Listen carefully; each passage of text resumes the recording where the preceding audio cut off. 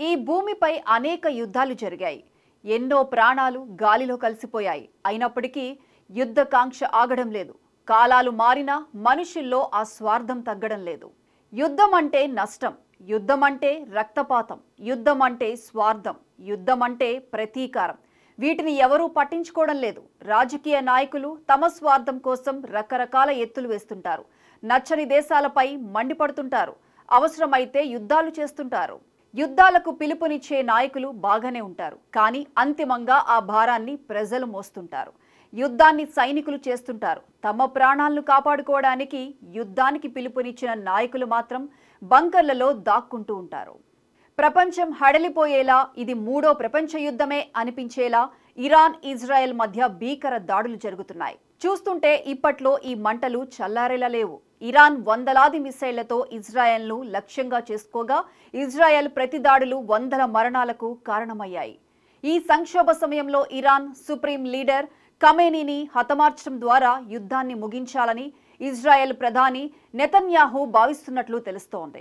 ఇప్పటికే ఖమేనీ నివాసంలో సైతం మిసైళ్లతో దాడి చేశారు. దీంతో ఖమేనీ బంకర్లలో దాక్కున్న పరిస్థితి. ఇరాన్ ఇజ్రాయెల్ మధ్య భీకర యుద్ధం సాగుతోంది. ఇరు పక్షాలు క్షిపణులు ప్రయోగించుకుంటున్నారు. దీంతో ఆస్తితో పాటు ప్రాణ నష్టం భారీగా జరుగుతోంది. ఇరు దేశాల మధ్య భీకర యుద్ధం సాగుతుండటంతో ప్రపంచ అధినేతలు ఆందోళనలు వ్యక్తం చేస్తున్నారు. పరిస్థితులు ఎటువైపు దారి తీస్తాయోనని భయాందోళన చెందుతున్నారు.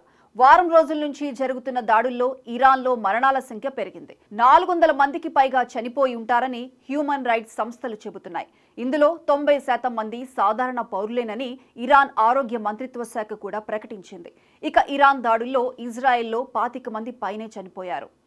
ఇజ్రాయెల్ దాడుల్లో ఇరాన్ అగ్ర కమాండర్లతో పాటు అణు శాస్త్రవేత్తలు చనిపోయారు. ఇరాన్ సుప్రీం లీడర్ ఖమేనీని కూడా చంపేందుకు ప్రయత్నించగా అమెరికా అడ్డుపడినట్లు తెలుస్తోంది. ఇదిలా ఉంటే తాజాగా ఇజ్రాయెల్ జరిపిన దాడుల్లో Iran revolutionary guards intelligence chief Mohammad Kazemi మరణించినట్లు తెలుస్తోంది. ఇరాన్ ఇజ్రాయెల్ యుద్ధానికి సంబంధించి ఇప్పటి వరకు జరిగిన మేజర్ ఇన్సిడెంట్స్ ను ఒకసారి చూస్తే ఇజ్రాయెల్ ఇంటెలిజెన్స్ విభాగం మొసాద్కు చెందిన ఏజెంట్ను ఇరాన్ శనివారం ఉరితీసింది. ఇరాన్కు సంబంధించిన రహస్య సమాచారాన్ని ఇజ్రాయెల్కు చేరవేస్తున్నాడనే నెపంతో ఇరాన్ అతడిని ఉరివేసి చంపింది.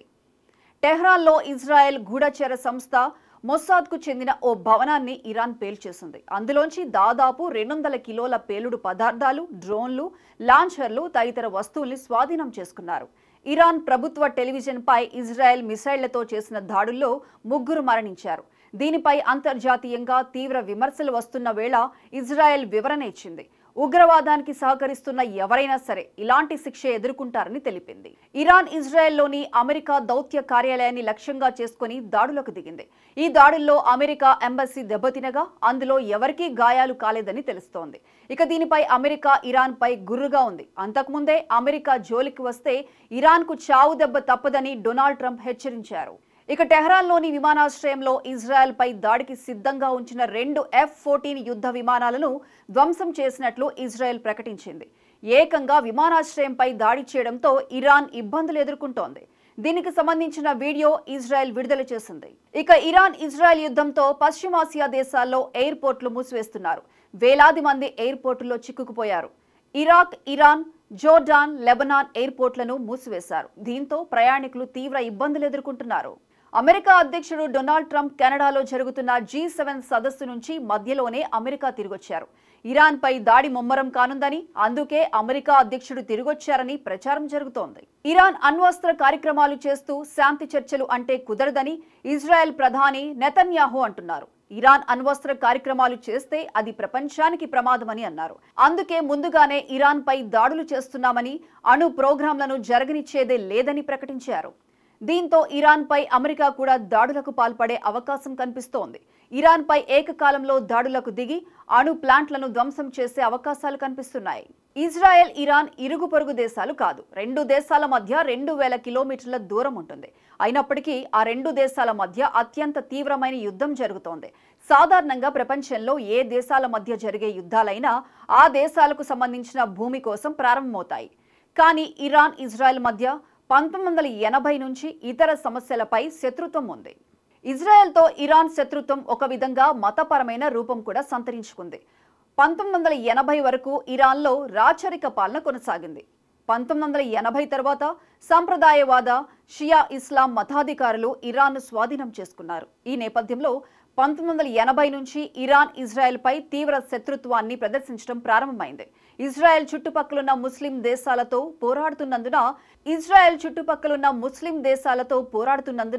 ఇజ్రాయేలీలను నాశనం చేస్తామని ఇరాన్ ఎల్లప్పుడూ బహిరంగంగానే హెచ్చరిస్తుంటుంది. ముస్లిం దేశాలకు పెద్దన్న అని ఇరాన్ ఫీల్ అవుతూ ఉంటుంది. ఈ యుద్ధం వలన ప్రపంచం మొత్తం ఎఫెక్ట్ అవుతుంది. ఎందుకంటే వనరుల పరంగా ప్రపంచంలోనే అత్యంత శక్తివంతమైన దేశాల్లో ఇరాన్ ఒకటి. ఆ దేశంలో ఎక్కడ బావి తవ్వినా ముడి చమురు దొరుకుతుంది. అంతలా ఇరాన్ విస్తారమైన చమురు వనరులను కలిగి ఉంది.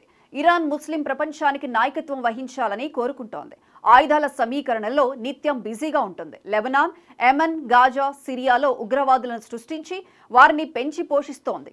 ఈ పరిణామం Saudi Arabia, Egypt, Kuwait, Qatar, UAE, Jordan వంటి సున్నీ దేశాలను ఆందోళనకు గురి చేస్తోంది. దీంతో ఆయా దేశాలు ఇరాన్ ప్రయత్నాలను వ్యతిరేకిస్తాయి.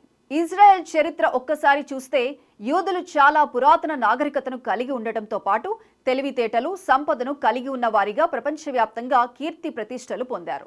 వేల ఏళ్ల క్రితం నుంచి యూదులు ప్రస్తుత అరబ్ ప్రాంతాల్లో నివసిస్తున్నారు. యుద్ధాలు, హింస కారణంగా యూదులు ప్రపంచవ్యాప్తంగా చెల్లాచెదురైపోయారు. యూదులకంటూ అంతకుముందు వరకు ప్రత్యేక దేశం లేదు. అయితే 1948లో సూపర్ పవర్గా ఉన్న బ్రిటన్ ఇజ్రాయెల్ కోసం ప్రత్యేక ప్రాంతాన్ని ఏర్పాటు చేసింది. దీంతో 1948 నుంచి అరబ్ దేశాలు ఇజ్రాయెల్పై పోరాటం చేశాయి. ఇజ్రాయెల్పై జరిగిన అన్ని యుద్ధాలలోనూ అరబ్ దేశాలు ఓటమి పాలయ్యాయి. అయితే ప్రస్తుతం ఆ దేశాలు ఇజ్రాయెల్పై తమ వ్యతిరేకతను తగ్గించాయి.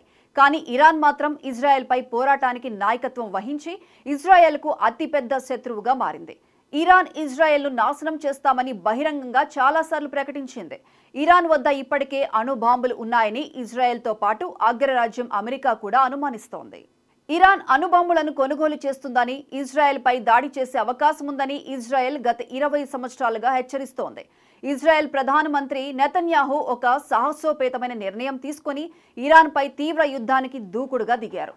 మరోవైపు అణు బాంబులను అభివృద్ధి చేయడాన్ని నియంత్రించడానికి అమెరికా ఇరాన్తో చర్చలు జరుపుతోంది. ఈ క్రమంలో అకస్మాత్తుగా ఇజ్రాయెల్ ఊహించని రీతిలో ఇరాన్పై ప్రాణాంతక దాడిని ప్రారంభించింది.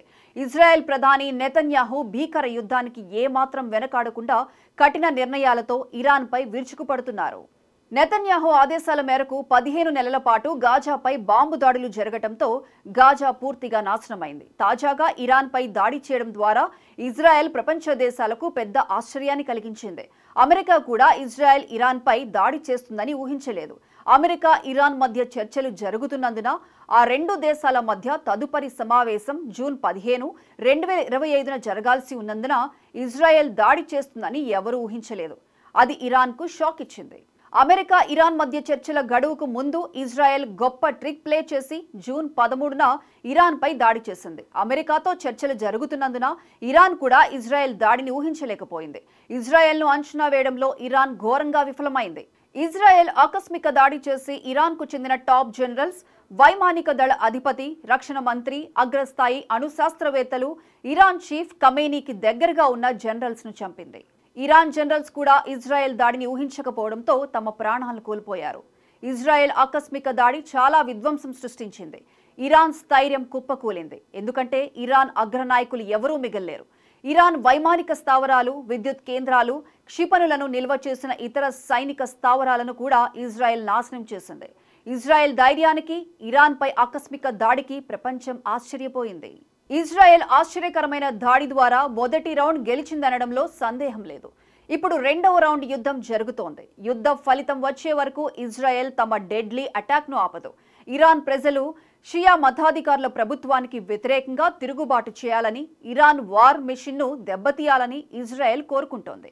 ఇరాన్కు ఇదొక పెద్ద ఎదురు దెబ్బ. ఇప్పటి వరకు అందరూ ఇరాన్కు భయపడేవారు. కానీ ఇప్పుడు ప్రపంచం పూర్తిగా అసమర్థ ప్రభుత్వాన్ని చూస్తోంది. ఇరాన్ పూర్తి స్థాయిలో ఇజ్రాయెల్పై యుద్ధానికి సిద్ధంగా లేదని ప్రపంచం మాట్లాడుకుంటోంది. ఇరానియన్లు కూడా తమ ప్రభుత్వ అసమర్థత, మూర్ఖత్వంతో షాక్కు గురవుతున్నారు. ఇరాన్ను ఆశ్చర్యపరిచి ఆ దేశానికి చెందిన సైనిక జనరల్స్ అందరినీ చంపేశారనే వాస్తవం ఇరానియన్లను షాక్కు గురిచేసింది. ప్రస్తుత షియా మతాధికారుల ప్రభుత్వం ఇమేజ్ తీవ్రంగా దెబ్బతినడంలో ఎటువంటి సందేహం లేదు. అమెరికా ఇజ్రాయెల్కు మద్దతు ఇస్తుంది. కానీ అమెరికా అధ్యక్షుడు ట్రంప్ ఇరాన్ ఇప్పుడు కూడా అణు ఒప్పందానికి అంగీకరించాలని, వివాదం పూర్తిగా ముగిసిపోతుందని చెబుతూనే ఉన్నారు. కానీ ఇజ్రాయెల్ ప్రధానమంత్రి నెతన్యాహు అమెరికా అధ్యక్షుడు ట్రంప్ మాట విని యుద్ధాన్ని నిలిపివేస్తారా అనేది సందేహమే. భారతదేశం చేపట్టిన ఆపరేషన్ సింధూర్ సమయంలో పాకిస్తాన్ శాంతిని కోరిన విధంగానే ఇరాన్ రహస్యంగా శాంతిని అడుగుతోంది. మరోవైపు ఇజ్రాయెల్ ప్రధానమంత్రి నెతన్యాహు మాట్లాడుతూ, మేం ఇరాన్ అణు స్థావరాలపై దాడి చేస్తాం, మా దేశానికి ముప్పును తొలగించడానికి ఎన్ని రోజులు పట్టినా దాడులను కొనసాగిస్తాం అని స్పష్టం చేశారు. అసలు ఏమిట్రా ఇజ్రాయెల్ ధైర్యం అంటూ ప్రపంచవ్యాప్తంగా చర్చ జరుగుతోంది. ఇజ్రాయెల్ ఆపరేషన్ రైజింగ్ లైన్ ను ప్రారంభించి ఇరాన్ పై వైమానిక దాడులు చేస్తుంటే, ఇరాన్ ట్రూ ప్రామిస్ 3 అనే సైనిక ఆపరేషన్ ప్రారంభించి ప్రతి దాడులు చేస్తోంది.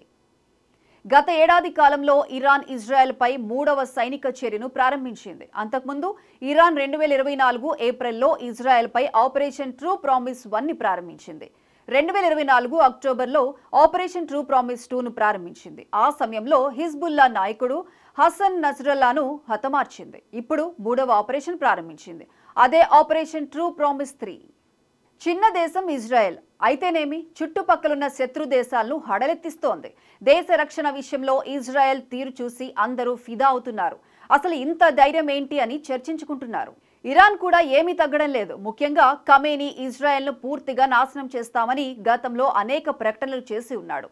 ఆ దిశగానే ఖమేనీ ముందుకు సాగుతున్నారు. రెండు దేశాల ప్రాణ ఆస్తి నష్టాలను చవి చూస్తున్నా భీకర దాడులను మాత్రం ఇప్పట్లో ఆపేలా కనిపించడం లేదు. చూడాలి మరి ఈ యుద్ధం ఎలాంటి ముగింపునిస్తుందో అన్నది.